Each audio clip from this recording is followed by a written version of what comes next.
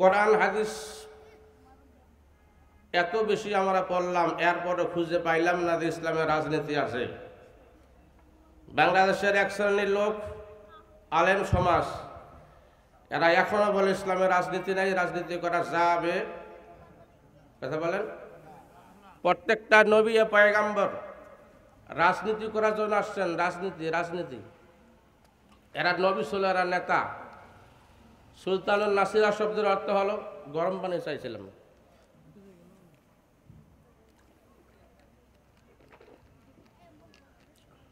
আলোচনা হবে, সমস্যা নেই ইনশাআল্লাহ। আলহামদুলিল্লাহ বলেন।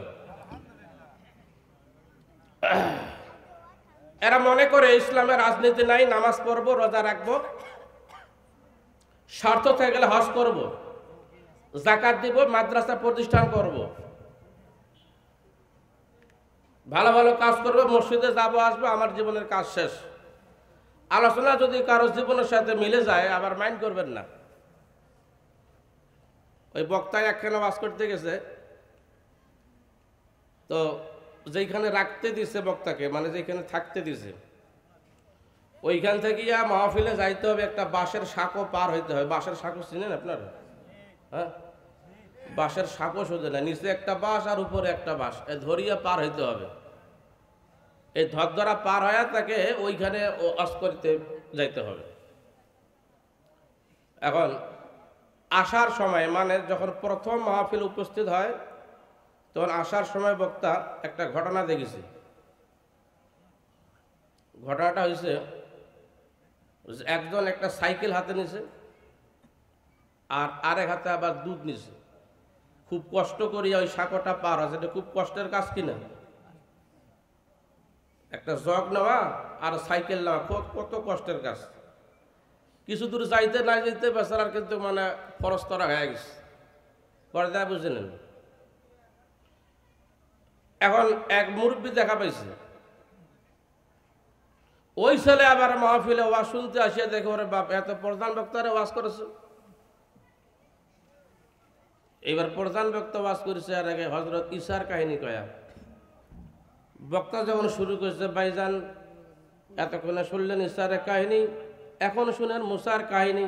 ওই ছেলের নাম মুসা। বক্তা জানে কথা কন। এবার লাভ দিয়ে উঠে বলে, হুজুর যা দেখছেন দেখছেন, আর বলার দরকার নাই। আর বলার কারো সঙ্গে যদি মিলে যায় আবার মাইন্ড করে না, আগেই বলেছে বিষয়টা চুটকুট লিখিয়ে আপনারা আমাকে দিবেন। প্রত্যেকটা নবী পয়গম্বর এসেছেন রাজনীতি করার জন্য, রাজনৈতিক নেতা হিসাবে। এই জন্য আল্লাহ পাক বললেন, আমি জমিনের মধ্যে মানুষ জাতি পাঠাবো। মানুষ জাতি এরা, এদের কাজ হবে, এরা খলিফা, এদের আমি খলিফা করে নিযুক্ত করে দেব। আলহামদুলিল্লাহ বলেন। এরা খলিফার কাজ করবে। খলিফা মানে কি? দর্জি, প্রতিনিধি। অর্থের দিক দিয়ে যদি দর্জি অর্থ ভুল হয়, ব্যাখ্যার দিক দিয়ে দর্জি অর্থ ভুল হবে না। আমি ব্যাখ্যা দিচ্ছি আপনাদের। দর্জিকে যদি আপনি একটা কাপড় দেন, দর্জি সাহেব এটা দিয়ে একটা পাঞ্জাবি বানান, পাঞ্জাবি। এই দর্জিটা আপনাকে একটা পায়জামা বানাই দিল, আপনি নেবেন। সেই পায়জামা আপনার হয় না, আপনার বাবার হয় না, নেবেন? আল্লাহ বলতেছে, আমি খলিফা হিসেবে নিযুক্ত করব যারা আমার দেওয়া বিধান অনুযায়ী, কোরআন অনুযায়ী তারা প্রতিনিধিত্ব করবে। আমার দেওয়া বিধান ছাড়া যদি তারা মানব রচিত আইনে সাক্ষ্যদান করে প্রতিনিধিত্ব চালায়, আমি তার প্রতিনিধিত্ব আমি গ্রহণ করব না। আলহামদুলিল্লাহ আসতে পারেন, আরো ভয় লাগে। আমি আপনাদের মসজিদে ইমামতি করছি না, এখানে রামদেবের পার্শ্ব, এখন আরেকটা মসজিদে ইমামতি করে। আপনারা বুকে হাত দিয়ে বলেন তো, 16 বছরের সাগাসিনার আমলে এই পেলে আর কোনোদিন ঠান্ডা কথা কইছে? আপনাদেরকে সামনে রাখিয়ে কোনোদিন ভয় করিয়ে কোনোদিন কথা বলছিলাম? এখনো বলি, আমার মসজিদের সভাপতি এখনো আসতে, কোনোদিন ভয় করেছিলাম নাকি? না, ইমান থাকার লাগবে, ইমান। জেল হবে, জরিমানা হবে। মামলা হবে, মোকদ্দমা হবে। বাড়ি সারিয়া বাইরে থাকছে মশার কামড়ে, ছাদের উপরে ছিলাম, শীত গরম দেখি নেই। আমার চাইতে অন্যান্য ভাইরা আরো বেশি কষ্ট করেছে, তবু হক কথা বলতে এতটুকু দ্বিধা করি। খুব ভালো করে বুঝলেন, একটু গুরুত্ব সহকারে শ্রবণ করেন। স্বল্প সময়ের ভিতরে আমি কয়েকটা কথা বলবো।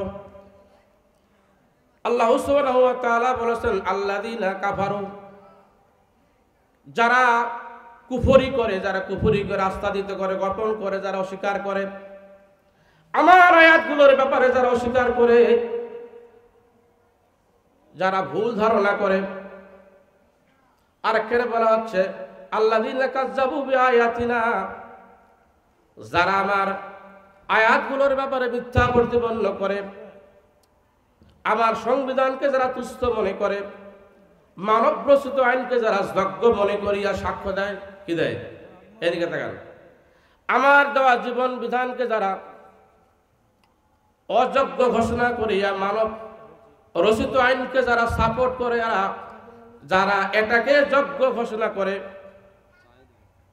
ওয়াং সাবিলিল্লাহ ওয়া সাদ্দু সাবিলিল্লাহ, আর বাধা প্রদান করে আল্লাহর দ্বীনের ব্যাপারে, আদাল্লাহ মালাহুম, জীবনের সমস্ত আমল তাদের ধ্বংস হয়ে যাবে। জীবনের সমস্ত আমল বুঝাতে পেরেছি?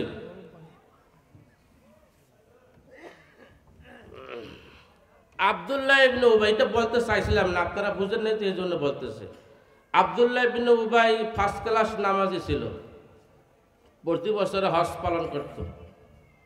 মসজিদে আসে আগে আজান দিয়ে নামাজ আদায় করত, ঝাড়ু দিত। এরপর আব্দুল্লাহ ইবনে উবাই মুনাফিকের সর্দার, সে জাহান্নামে যাবে। কোথায় যাবে? ঘোষণা কার?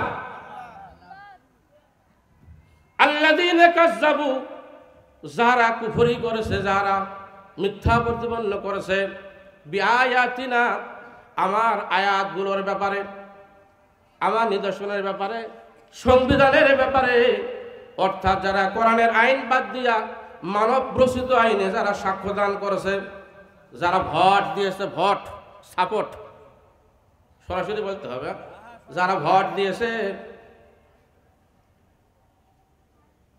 ওয়াস্তাকবারু আনহা, আর এরা ওই দল করার কারণে বাহাদুরি করে, ওয়াস্তাকবারু আনহা, আমার অমুক দল করি, বা হে হাসিনার দল করি, আমার ক্ষমতা আছে, ওয়াস্তাকবারু আনহা, আসে না এরকম? আসে না? হাই হাই 5 তারিখের আগে রে কিছু কইলেই কয় যে ধরে দিব পুলিশ, পুলিশ ধরে দিব। লা তুফাত্তাহু লাহুম আবওয়াবুস সামা, এদের জন্য আসমানের দরজা খোলা হবে।